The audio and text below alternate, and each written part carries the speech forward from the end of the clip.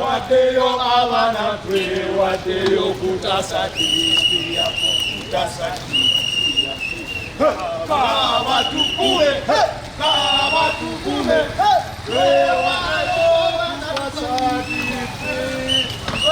wadeyo avana kwe wadeyo kutasati kutasati. The Honorable Governor, on the issues of the Democratic Party petition, we gave you ultimatum for 7 days, nothing has been done. Yet the petitions are over 3 months. So we are just requesting to allow us here. Yes, we are peaceful, we have nothing to do, and for us we are not against President Museveni. That is your main issue. We are here to see the Honorable Justice. For us, our issue is on Democratic Party only. So please, just let us inside here, because we have nothing. We are very peaceful. How can you write to How can you write to one person, Justice Simon Byabakama, who is the chairman Electoral Commission, because he's the one heading this institution which is supervising the political parties. The problem we are having as a Democratic Party, our constitution was violated and people just appointed themselves to be next leaders. So there was actually violation of human rights in the Democratic Party, there was violation of the rule of law and constitutionalism, there was violation of justice for all. That's what we want to listen from Mr. Simon Byabakama, so that he can start hearing our petitions. As Democratic Party, we need a legitimate leadership, not a leadership which is just appointed, as the constitution says. So we are here in good faith, we are not fighting, we are not causing any commotion. That's why we have chosen actually to come here for. We would have come here 500 or 1,000. The green, it is our color as Democratic Party. The yellow is the color of the Honorable Mao. Is yellow inside, green outside. Green is outside. So we want to show Justice Byabakama, the person he is dealing with. We want to show him that the Democratic Party is under the leadership of Mao, which he captured in Mbarara. So we wrote these petitions. Me myself, I wrote a petition. I delivered it myself through my lawyers. They haven't answered. It is now coming to 4 months. When are they going to answer our petition? DP members to take note of the fact that the question of the internal leadership of the party is already settled for the next 5 years. And nobody should think that there is going to be any other settlement again. The leaders of DP nationally are known, and they are on the records with the Electoral Commission. What is not settled is the leaders of Uganda from 2026 to 2031. That's what we are working on. So we need to invite all our DP members so that we move together with them. The team that is handling internal election matters will announce how many candidates so far we have. But also, as I always say, we are going to keep many of our cards facing down because we are used to surprising people. When we went to Mbarara, I think most of you thought we were not in charge because you were giving undue coverage to the noisy makers. You really followed them as they shouted and shouted. Then all of a sudden, there was no big bang. It was just a whimper.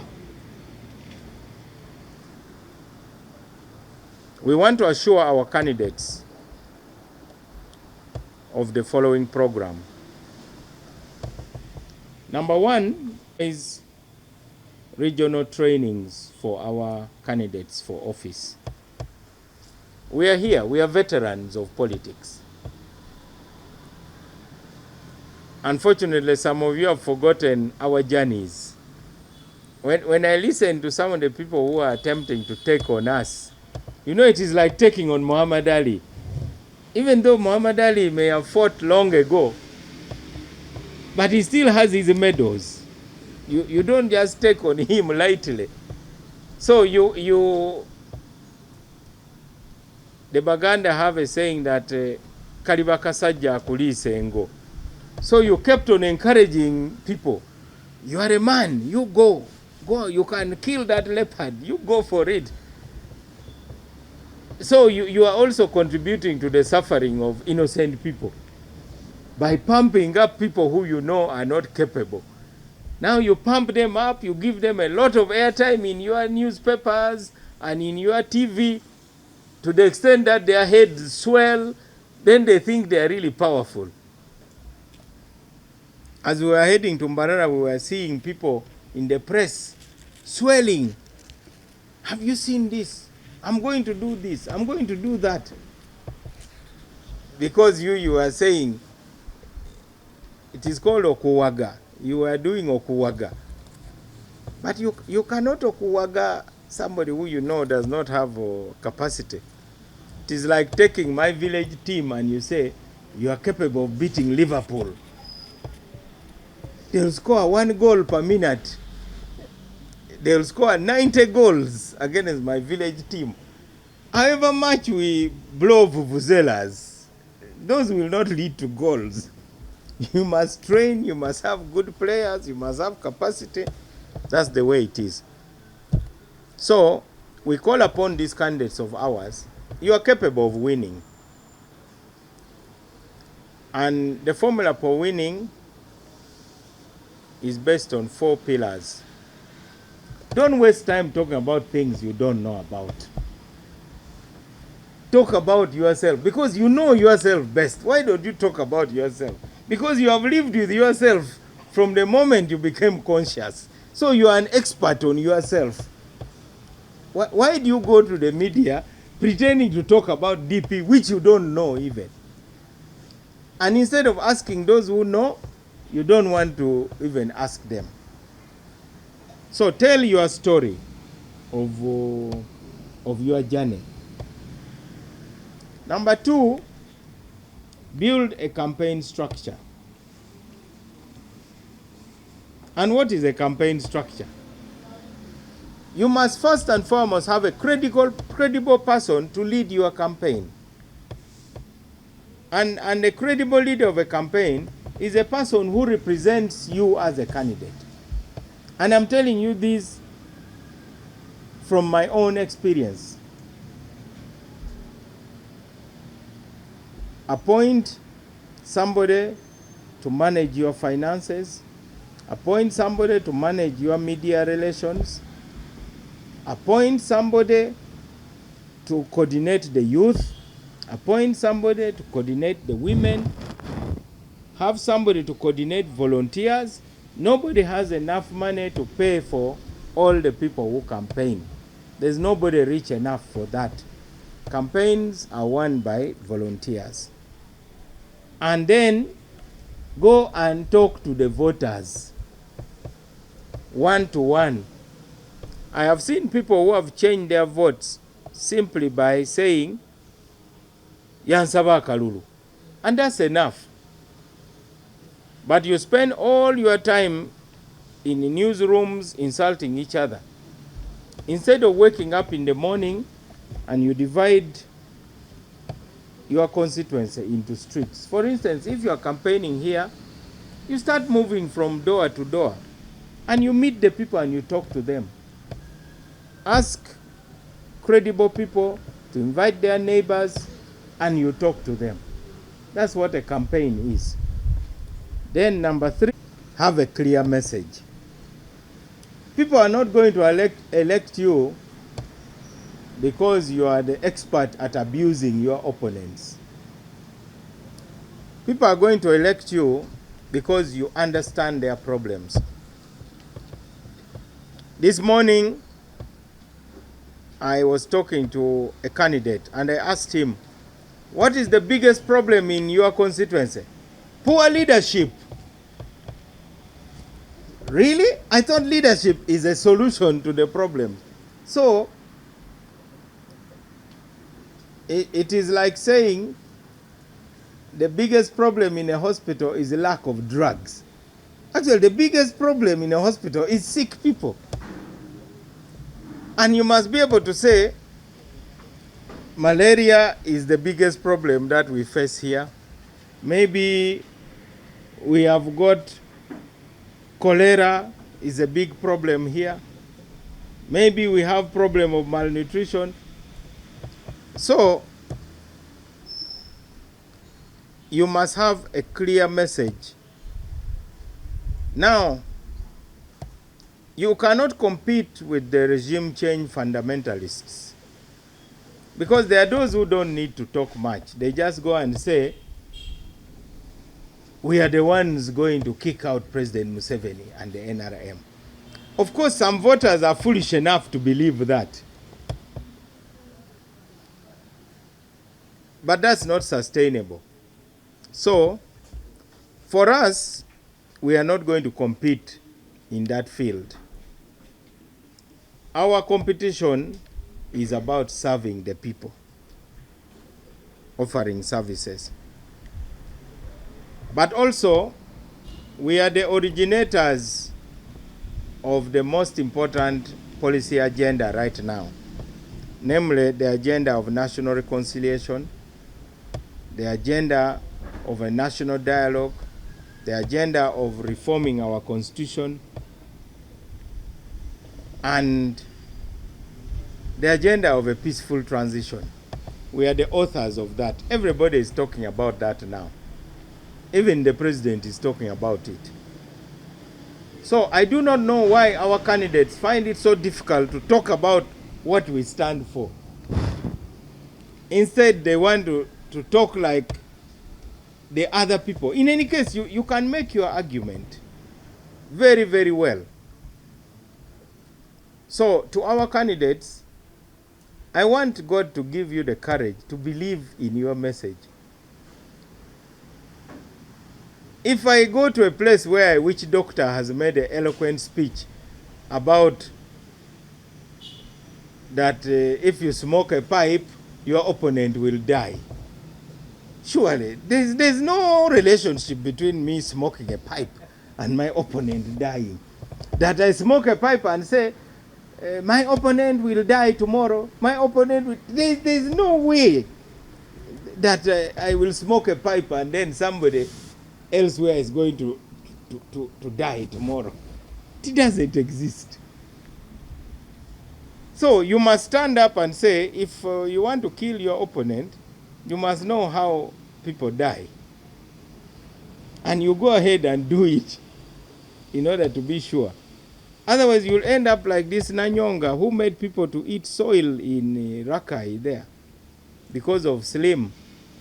When AIDS came, this lady told the people, if you eat soil from my banana plantation, the virus will die. So they died of hookworms. So you go to a studio and you really don't have your own message. You start getting sucked into a narrative which you don't even understand. So please go and talk about what we represent. And then don't be afraid because you think people will not accept your message. It is your duty to be persuasive. Those of you who were with me when we went to Mukono, you remember. When I arrived in Mukono, people were wondering what I was going to say or whether I would even be welcomed. But I told them that really this is not about me. In case you think this is about me, this is not about me. Me, I'm a professional, I'm a lawyer. And that doesn't depend on whether you vote for me or not. I already achieved that. My being a lawyer does not, and I don't think I'm a fool. What is inside my brain also doesn't depend on your vote. And however much you vote for an idiot, they will still remain an idiot for 5 years. The votes will change nothing. I was enrolled as an advocate on the 3rd of March, 1994.